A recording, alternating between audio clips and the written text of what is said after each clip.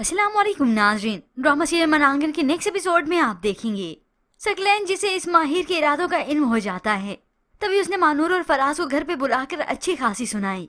ये सुनने के बाद फराज घर वापस आते ही अपने भाई माहिर को थप्पड़ मारता है। माँ तो ये सब देखकर हैरान थी कि हो क्या गया और भाई ने ऐसे ही हाथ उठा दिया।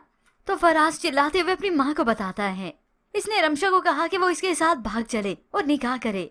मानूर जो फराज के पीछे पीछे ही आ गई, मगर यहाँ पर ये बात सुनने के बाद तो इस माँ का ताना तैयार था।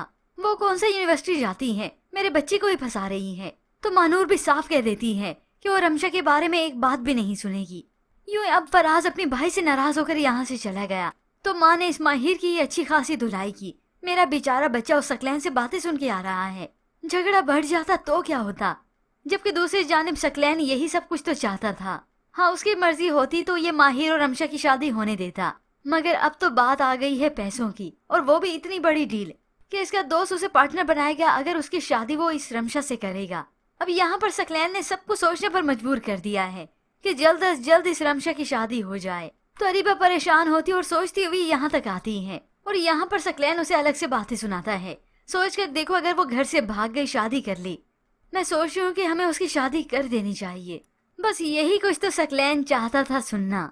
यूं ही फिर कुछ वक्त बीता तो सकलैन सही वक्त का इंतजार करने लगता है, जबकि दूसरी जानिब रमशा किसी सूरत राजी नहीं कि वो माहिर से जुदा हो या उसकी शादी उससे ना हो। वो मानूर को समझाने की कोशिश करती है तो मानूर उसे असलियत दिखाती है कि जैसा वो फराज को देखती है वैसा वो माहिर को सोच लेती है, मगर माहिर फराज जैसा हरगिज नहीं।